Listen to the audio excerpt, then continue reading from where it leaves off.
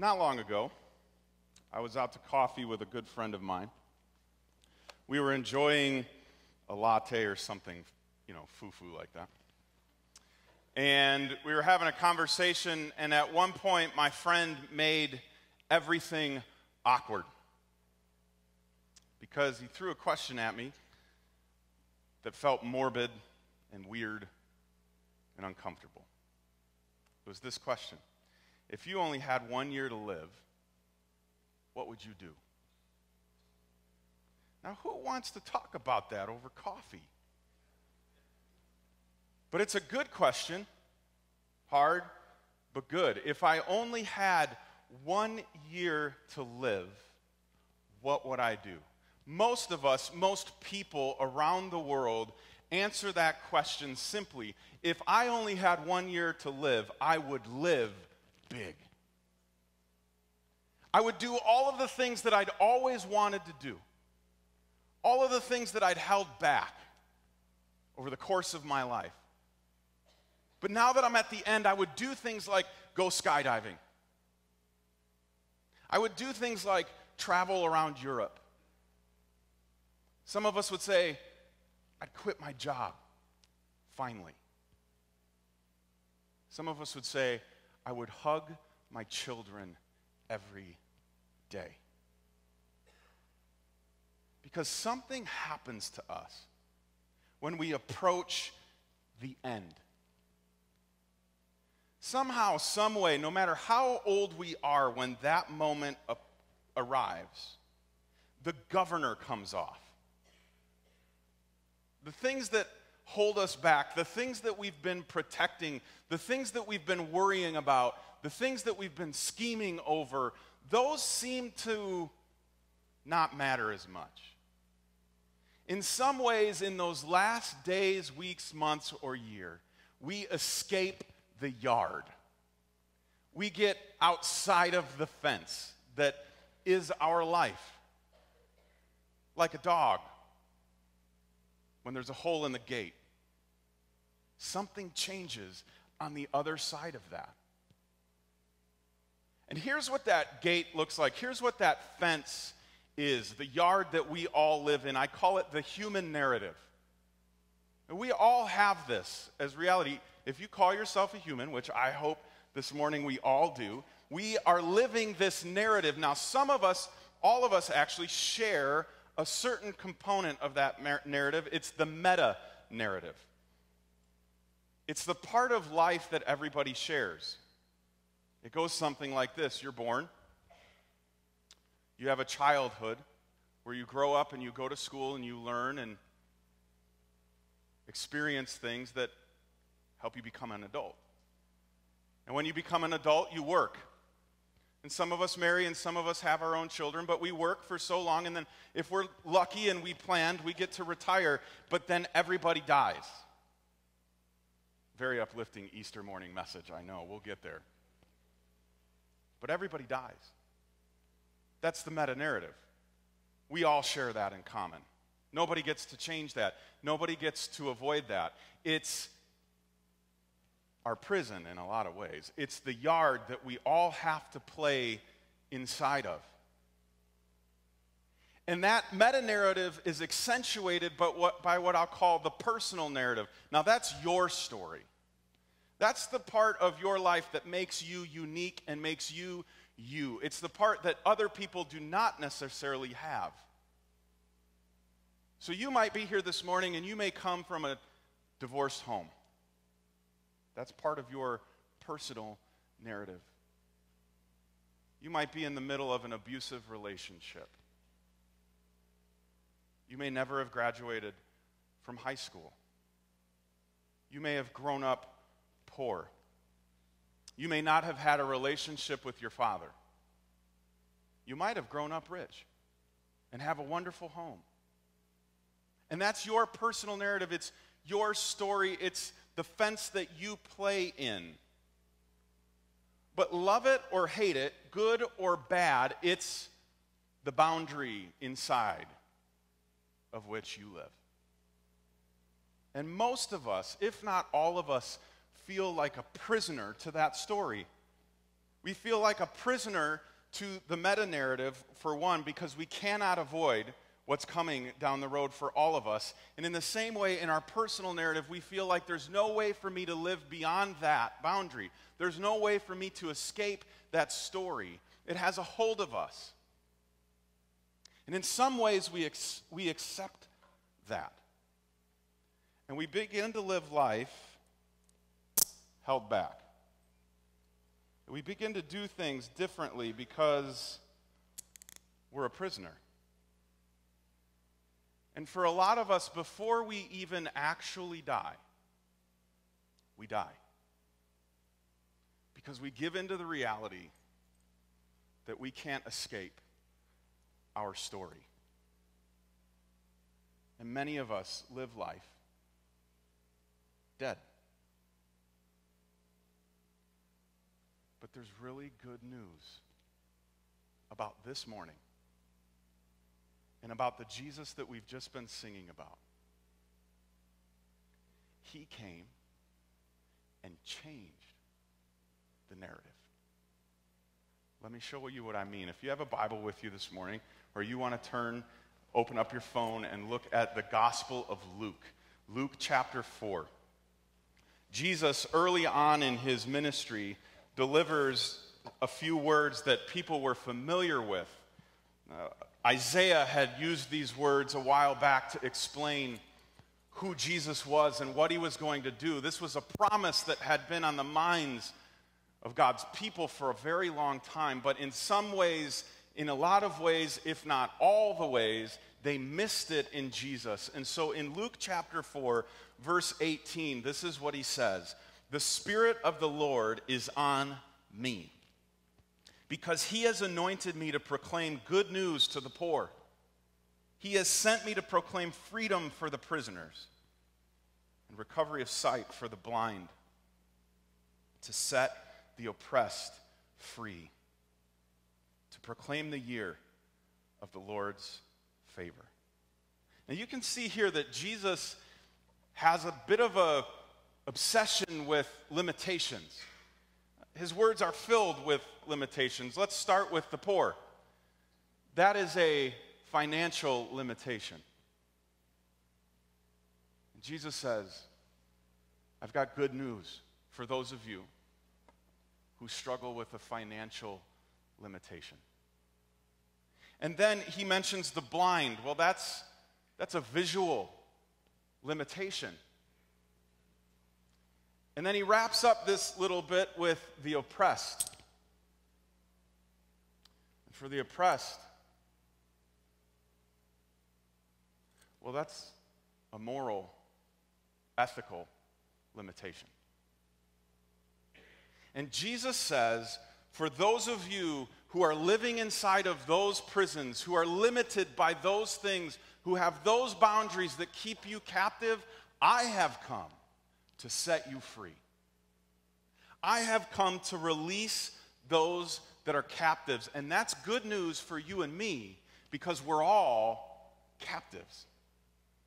Fill in the blank. Some of you struggle with financial captivity. Some of you are struggling to pay your bills.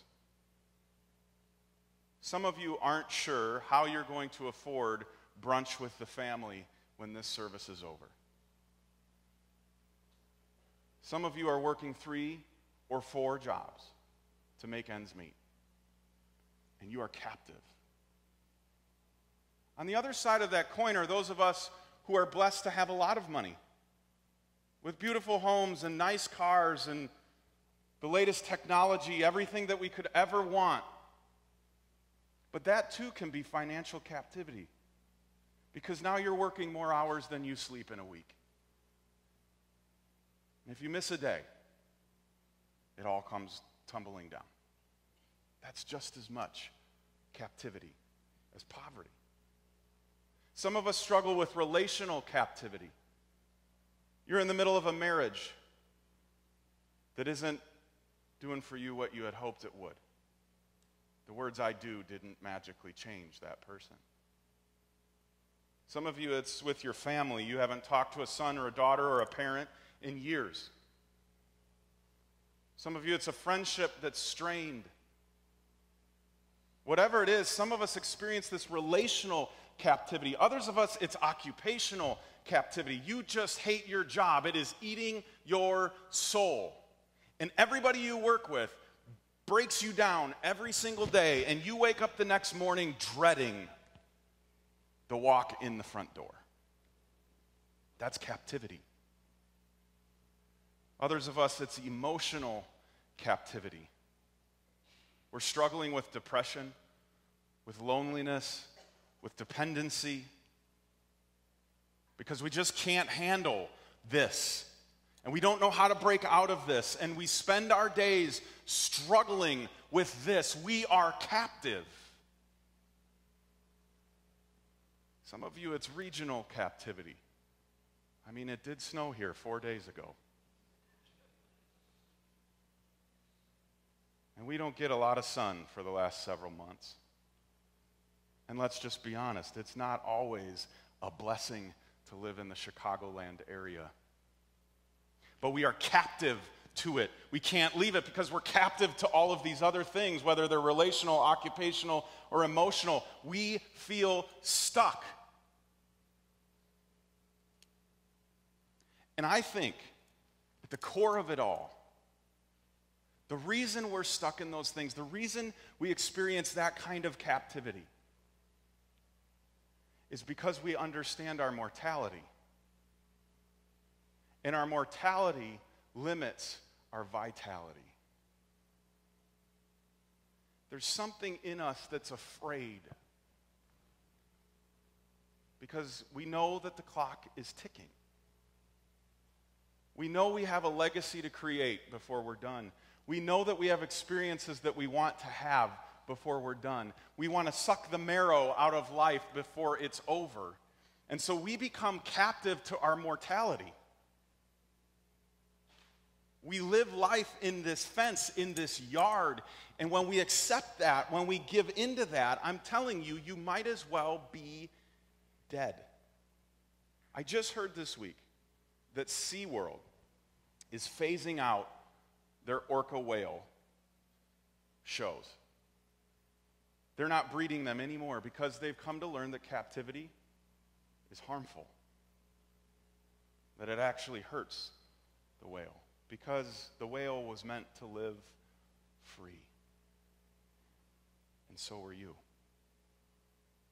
Benjamin Franklin said a lot of things, but my favorite thing that he ever said was, some people die at 25 and aren't buried until 75. And I think he was on to the message of Easter. We are walking around captive. And our life is limited and we hold back. And maybe without knowing it or understanding it, we suffer. But Jesus said, I came to break those chains. I came to free the oppressed. I came to free the captives. I came to give them life. And it's what the writer of Hebrews was talking about when he wrote in chapter 2, or whoever wrote it, in chapter 2, verse 14. Since the children have flesh and blood, he too shared in their humanity, so that by his death he might break the power of him who holds the power of death, that is, the devil, and free those who all their lives were held in slavery by their fear of death. There's this phobia called thanatophobia, and it is the fear of death, and it is hardwired into your DNA. And we may not recognize it in the morning, we may not recognize it on our lunch break, we may not even recognize it when we're going to bed, but you are afraid to die, and that permeates every decision, every relationship, everything that you do or do not do. Your mortality is limiting your vitality because you have a fear of death. But the good news of Easter, the thing that made me wake up this morning, way before I usually do, and literally want to dance around my living room, was that Jesus said, I came to free you from the fear of death. That your life can be lived outside the yard. Your life can be more than what you've accepted it as. Your life can be full. And Jesus said in John 10:10, he said, I came that they may have life and have it to the full. Another version of Scripture says, I came that they may have life and have it abundantly. And there's a paraphrase called The Message that reads like this, I came so that they can have real and eternal life. More and better life than they ever dreamed of. See, Jesus, when he walked out of the tomb and defeated death, he offered us more than this.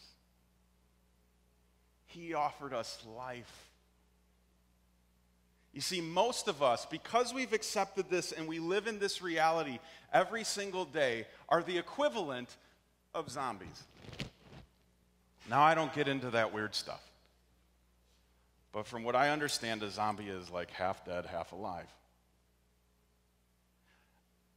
This might not be as much fiction as we think. Because if Jesus said, I came so that they could have life, what does that mean for you and I before we have him?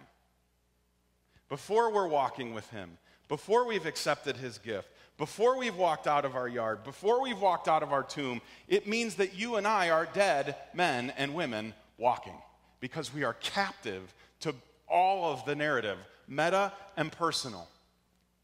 It holds you back. It makes you protect. It makes you skittish and afraid and limited. But Jesus said, I came to give you life plus. You see, most of us define this as life. But Jesus said, I came to give you more than this. I came that you would have something bigger than yourself, something bigger than your story, more than what you think is life. That's what I came to give you. And you have to ask the question, well, how does that work, Jesus? How do you give us more life? How do you give life where it seems like there's only death? Go back to Hebrews chapter 2. It says, by his death, he might break the power of him who holds the power of death. What happened on Friday is that Jesus walked up to the great human limitation and kicked that sucker down.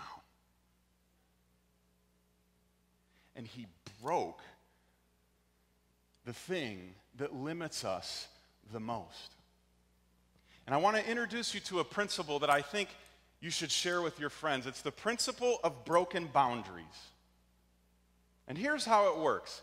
Anything that breaks a boundary becomes the boundary in itself. Anything that breaks through a limitation becomes its own limitation. Think about the dog in the yard. When they find the hole in the gate and they make their way out into freedom, at that point, the only thing limiting them, the only boundary that they have, is them. Now, some dogs are really well behaved and they won't leave, but others run free. Anything that breaks through a limitation becomes the limitation in itself. And if Jesus broke through death, if Jesus broke through the narrative, then Jesus becomes the limit. And if Jesus is the limit and he says that I came to give you life plus, then there's no limit for you anymore. That's freedom. That's Easter. That's the captives being set free. And Jesus, in the book of Revelation, chapter 1, 18, says, I am the living one. I died, but look, I'm alive forever and ever. And this is my favorite part. And I hold the keys of death and the grave. They're mine. I beat them. I'm now the limitation. You aren't arrested by death. Death is arrested by me. I'm holding it back because I've set you free. Understand this. The key to a full life is an empty grave.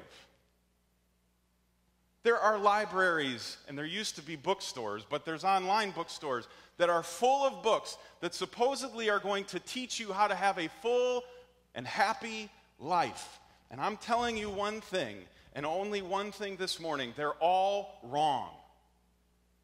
Because the key to a full life is an empty grave. Because then we're free. But we have a problem, you and I. All of humanity has a problem.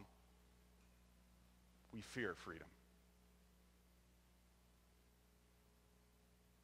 We are oddly and in a very sinister way comfortable in our chains. And we're faced with this invitation of Jesus to walk out of a tomb, to walk out of our cell, to jump over the fence. And we go, no, I don't think I'm ready for that. Because there's something in us that says, this might not be the best story in the world, but it's my story. It's my identity. And if I run out of this yard, then I don't know who I am anymore. I think it's why dogs stay in the front yard when they get out, because they don't know what to do with themselves sometimes. And I don't know that you and I know what to do with ourselves, because we've become numb to this. We've accepted that this is just a part of life. I hear it all the time at funerals. It's how we comfort people. We walk up to them and we say, I'm so sorry, but you know, death is a part of life. It is. I've come to believe that life is completely and utterly apart from death. But again, we go, it's a part of life. This is my stuff. It's like this show, Hoarders. You ever watch that show? If you're a hoarder here this morning, let's talk after service. But an odd thing happens in that show. A hoarder will admit that they have trouble, that they have a problem, and they will call someone else to come in and help them. And that someone else will come in, and they will take all of their stuff out of the house. Have you seen this happen? And they begin to lay it out in the yard. And they sort it, and they categorize it, and they sell some of it, and they throw other things away. And the person that owns the home freaks out. Because that's their mess. That's their stuff. They own it. And we don't want to admit it, but sometimes that's how we are with our personal narrative. And the things that make us us, we want them. We sometimes celebrate messy, broken, shambles kinds of lives. We're afraid of freedom. We're afraid of wholeness. Or some of us are the complete opposite, and we don't want freedom because we say, I'm already free. We're the CEO manager type. Nobody tells me what to do. I have 7 direct subordinates. I tell other people what to do. I'm free. Don't tell me I'm captive to anything. I've spent my life making sure I'm not.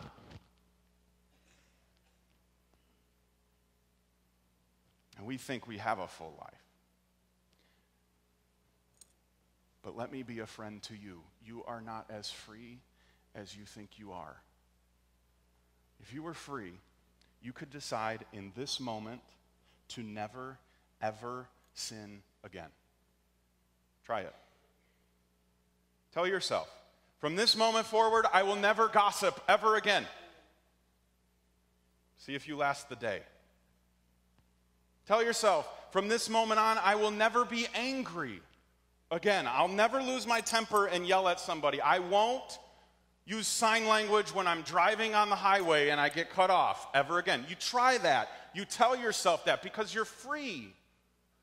Tell yourself, I'll never be jealous of my neighbor's house. I'll never covet my neighbor's boat. I'll never wish I drove in here in a nicer car.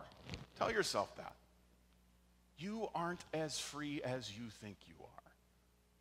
Because freedom has to be given to you. The key to a full life is an empty grave.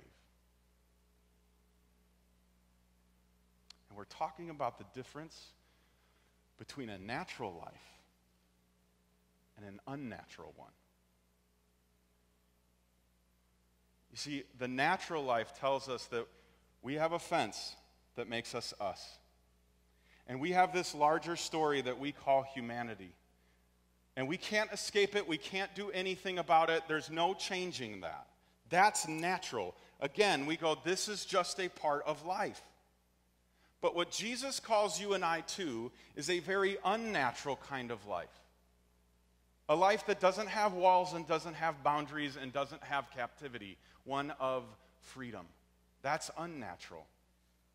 One of my favorite things to say at a funeral is that death is not natural. Because it's not how it was supposed to be. So Jesus calls us to follow him out of our captivity.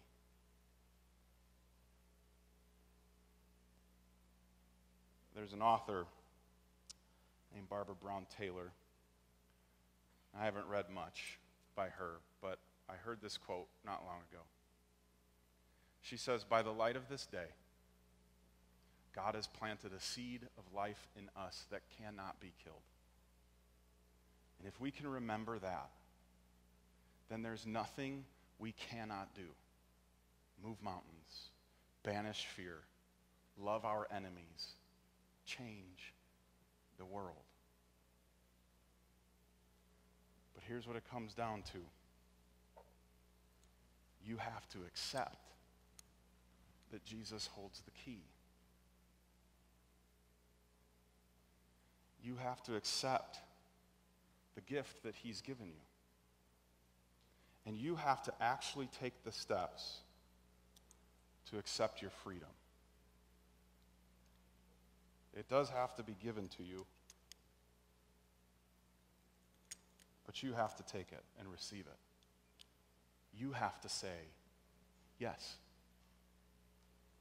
That's really what it comes down to. It's really that simple. Several people will talk to me about this whole idea of saying yes to Jesus, and they'll say, it just sounds too easy. It has to be harder than that. Jesus says, no, I came to open the gate to your prison. I came to take your chains off. I came to give you life to the full.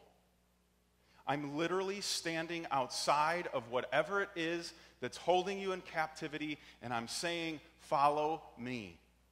You don't have to be a dead person walking. You don't have to live life with limitation. You don't have to be afraid of death. You can have hope forever if you'll just say yes. See, you might be here this morning, and this is your identity. This is who you are. I'm going to challenge you to not leave this room until you've at least entertained the idea of what a life could look like free. What a life could look like without boundary. A life of total and utter freedom. A life with hope and love and joy and peace A life where you don't constantly feel this lid of your mortality because you don't have to worry about mortality anymore, because mortality was rendered irrelevant when Jesus walked out of that tomb and left it behind forever and ever. You can have that life. And this, friends, is not, you've seen the preacher on TV that says, if you follow Jesus, everything is going to be good for you and you're never going to cry, you're never going to be sad, you're never going to be poor again. That's not necessarily the case, friends. But what you can have is a life where all of the things that captivate you, like finances and relationships and jobs and all of that, is rendered irrelevant because you have a life in Jesus, where you break out of the fence, you hop over the boundary, and you begin following him into this full and abundant life, bigger and better than you ever could have dreamed of. The key to a full life is in an empty grave. The key to a full life is in an empty grave. You see, I'm fascinated by the idea of not being stuck. I'm fascinated by the idea of living a life where I'm running as fast as I can after Jesus. 100 miles an hour with my hair on fire. In the moment, every moment.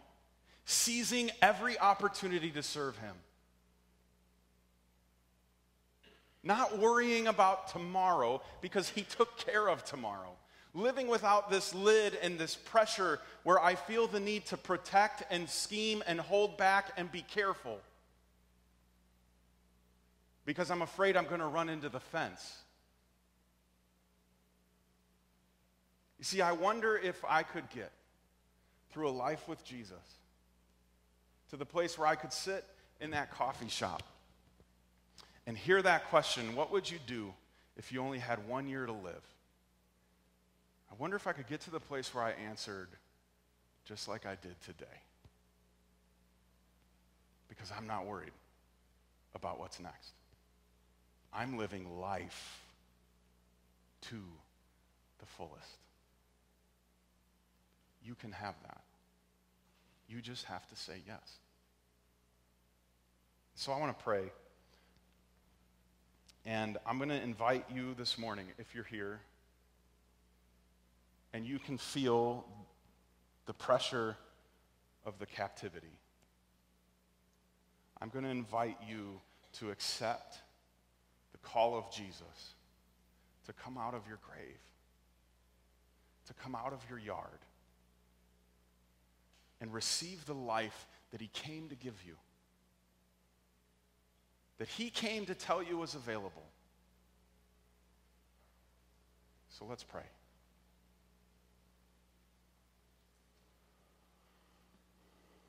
Father, we all are here for various reasons.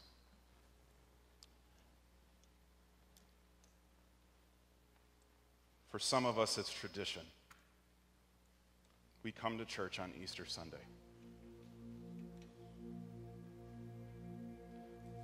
For some of us, it's because we promised our mom we would come.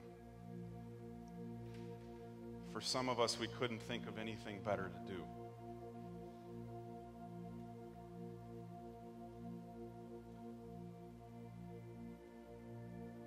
But all of us have come into this place today captives.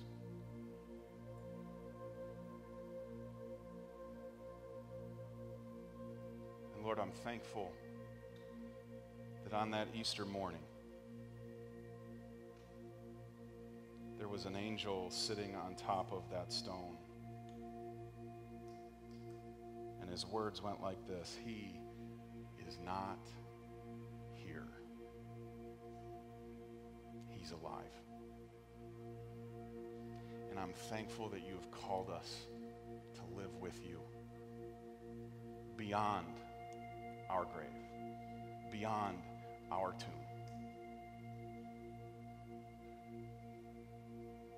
If you're here this morning and you would like to accept this offer of abundant life and say yes to Jesus, in your heart you might pray something like this: Jesus, I recognize that I'm stuck, that my narrative has me captive. And I recognize that in every way I put myself here. But this morning, I want freedom. And so I accept. I say yes. I'll walk out of this cell.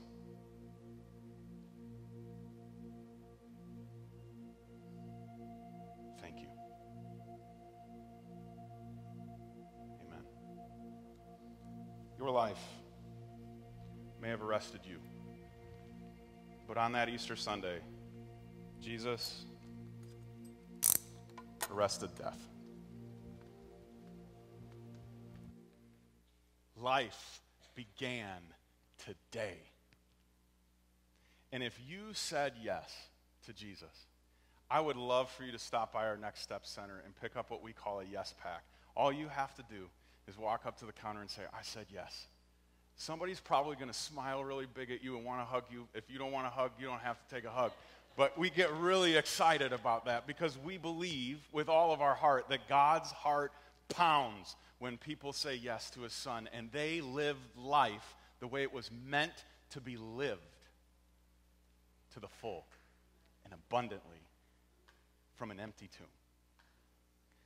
I'm so glad that you were with us this morning. I hope that you go out of this place now jumping and singing and dancing at the profound truth and hope that we have in Jesus. And I'd love to invite you to come back next week for a brand new series that we're going to be starting. It's called The New Rules of Love, Sex, and Dating. And I hope you'll join us and bring someone along. In the meantime, go live fully. Have a great one. Happy Easter.